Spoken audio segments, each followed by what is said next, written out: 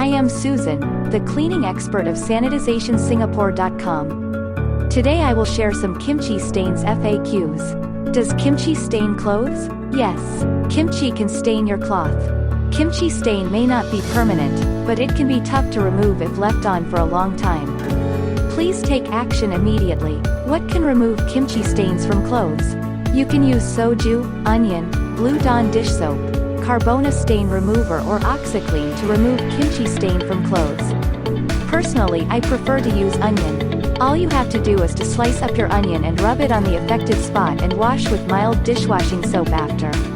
Does kimchi stain teeth? No worry, kimchi does not stain teeth. Does kimchi stain plastic? Yes, kimchi does stain plastic and also makes it smell. You can remove kimchi stain from plastic using bleach. Pour diluted bleach on the affected spot and allow to sit for close to 20 minutes. Wipe off the surface after the stain has completely lifted.